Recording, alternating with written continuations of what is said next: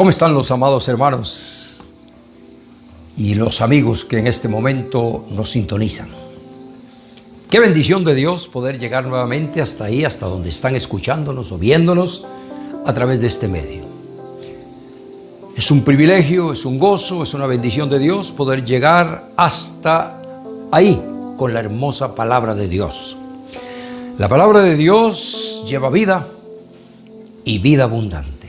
Así es que acomódate por ahí en un lugar donde puedas estar bien cómodo, bien seguro, y ponle atención a la palabra, pues la palabra de Dios nunca regresa vacía. La palabra de Dios es una bendición, es una edificación. La palabra de Dios es para bendecir, para alentar y a la vez para exhortar también, pero siempre será de una grande bendición. En esta mañana quiero ministrar la palabra de Dios acerca del Salmo 91. Bueno, dirá alguien, Salmo 91, yo lo he oído varias veces. Pues qué bueno, pero no es solo para oírlo, más que todo para oírlo.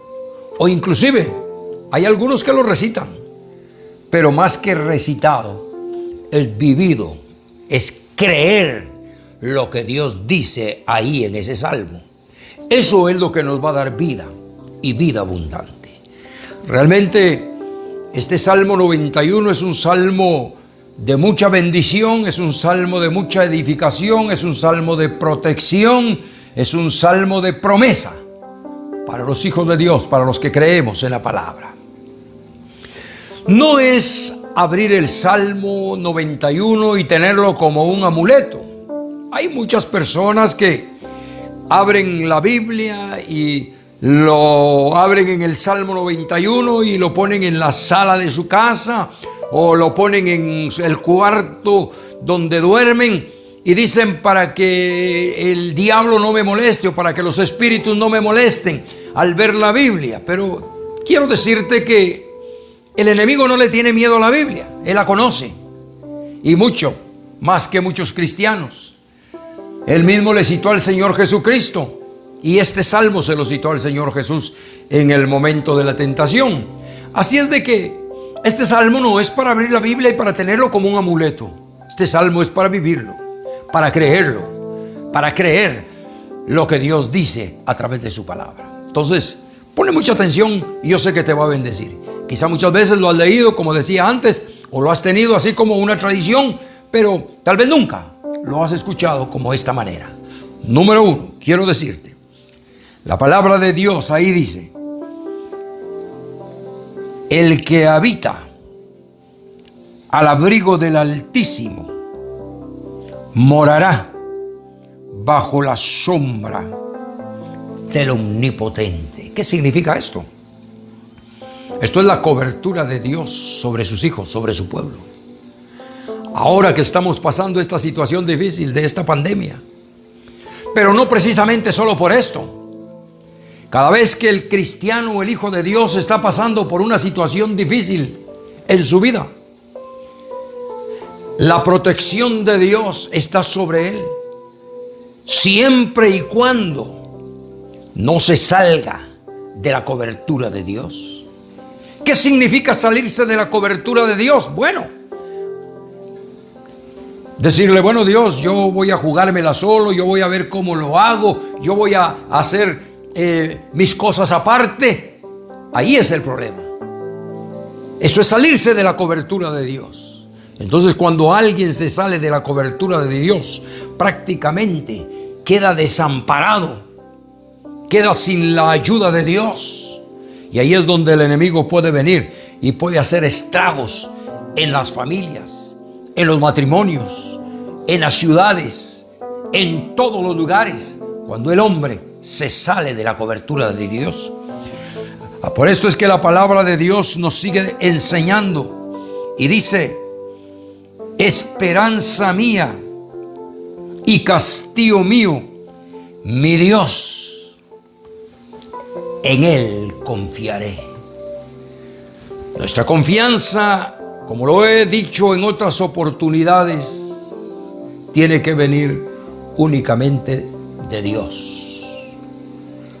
Pobre las personas que tienen su esperanza, que tienen su confianza en algún hombre, en alguna personalidad, en el gobierno o en alguien que les va a ayudar. Realmente, tal vez muchos están llenos de buenas intenciones, pero solo con las buenas intenciones no se hace nada.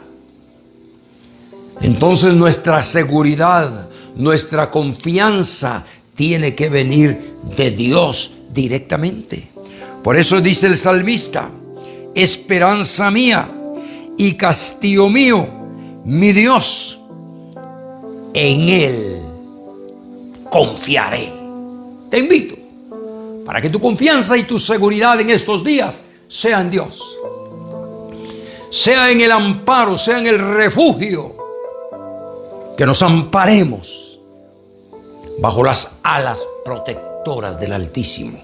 Nota que aquí dice: Él te librará del lazo del cazador y de la peste destructora. Esa es promesa de Dios. Dios está comprometiéndose con su pueblo. Dios está comprometiéndose con sus hijos y dice: Él te librará, número 1, del lazo del cazador, número 2, de la peste destructora. Tampoco podemos ser imprudentes, como he venido diciendo en los otros programas, y decir como muchas personas: es que nosotros somos inmunes a cualquier cosa, nosotros somos inmunes a la enfermedad. Es que hay muchos que le tienen miedo a la enfermedad, hay muchos que le tienen miedo a la pandemia, hay muchos que se esconden. Sencillamente no es miedo, no es temor, no es pavor, es ser prudente, porque si somos imprudentes, Dios no está, Dios no se mueve en la imprudencia. Entonces, cuando la palabra de Dios dice: Él te librará del lazo del cazador, ¿qué es? ¿Qué significa el lazo del cazador? Hay muchas partes en la palabra de Dios donde nos enseña que el lazo se utilizaba como una trampa, inclusive se sigue usando como una trampa en la montaña, en la selva, en cualquier lugar, para atrapar algún animal, para atrapar algo. Se utiliza un lazo. Se utilizaba en los caminos, se tiraba un lazo de un lado a otro y se cubría con hojas o con tierra, y cuando alguien iba pasando lo levantaban y caía, o inclusive arriba en una rama, de diferentes maneras. Eso es lo que el enemigo utiliza. Hay mucho cristiano que todavía está durmiendo, piensa que las cosas son así por así y no sabe que está peleando una batalla tremenda espiritual. Por eso es que la palabra de Dios nos manda a que seamos sabios, a que velemos, a que busquemos el rostro de Dios con todo nuestro corazón. Es la única manera. Este salmo es maravilloso, este salmo es glorioso. No es, como decía antes, solo como para memorizarlo. No es mucho menos para guardarlo y ponerlo por ahí como un amuleto. Es para vivirlo, es para creerlo, es para conocer lo que Dios está hablando con nosotros, como su pueblo, como sus hijos. Nota que sigue diciendo: te librará del lazo del cazador y de la peste destruidora. Ahí está la protección, está la bendición, está Dios bendiciendo a su pueblo y a sus hijos.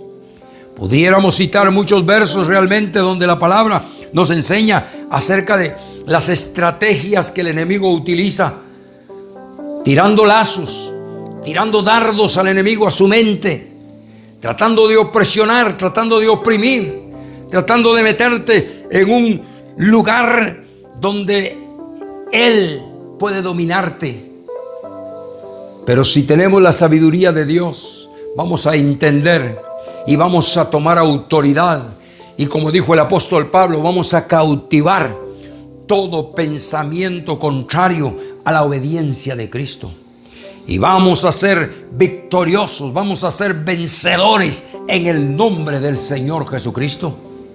Ahora que estamos pasando esta situación tremenda, vamos a darnos cuenta que la palabra de Dios dice: porque Él te librará de la peste destructora, de la pestilencia, de tipos de enfermedades, de tipos de ataques, de tipos de acechanzas del enemigo.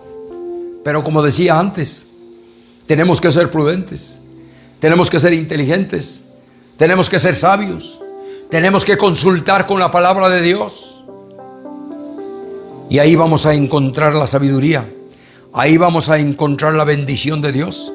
Pues la palabra de Dios sigue diciendo: con sus plumas te cubrirá y debajo de sus alas estarás seguro. ¿Qué significa?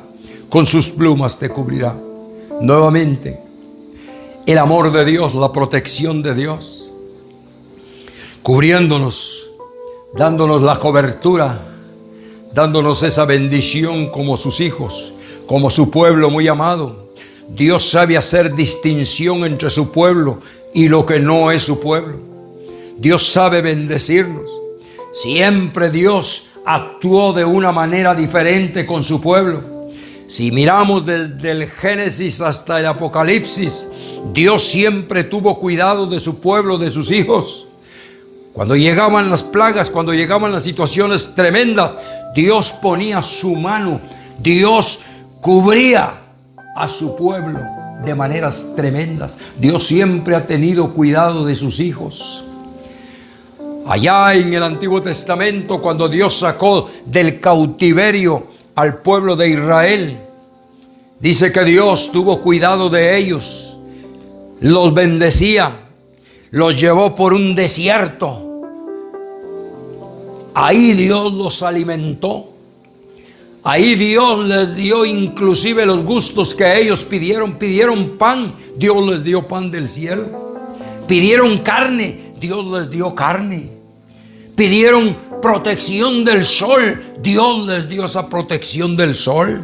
Pidieron en la noche una antorcha, algo que los iluminara y que los guardara del frío de la noche. Dios mandó su columna de fuego para bendecirlos. ¿Nota qué importante?